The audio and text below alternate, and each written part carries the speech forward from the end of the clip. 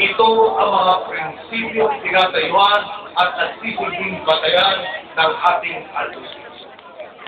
Ang ating pangunahing tungkulin ay ang makikita na maiangat ang bansa mula sa kahirapan sa pamamagitan ng pagpapairal ng katapatan at mabuting pamamalakad sa pamahalaan.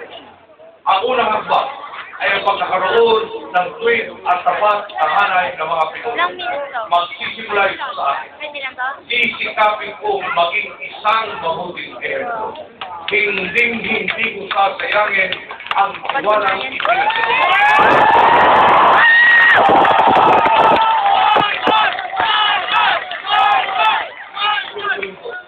na ganito rin ang adhikain ng aking sabihan at kasama sa ating pamahalaan.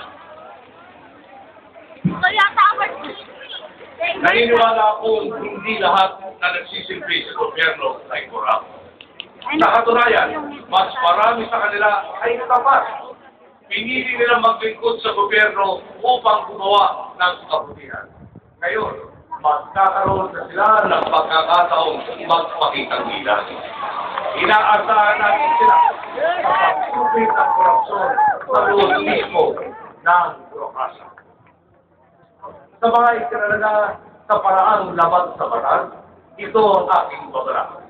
Sisimulan natin ang pagbabalik ng tiwala sa pamamagitan ng pagbusisa sa mga midnight appointments.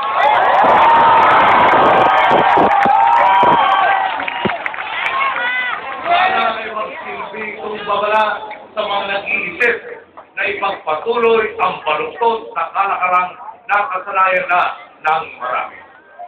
Sa mga kapuspalan nating mga kababayan, ngayon, ang pamahalaan ang inyong kampyon. Hindi natin ipagpapaliban ang mga pangangailangan ng ating mga estudyante.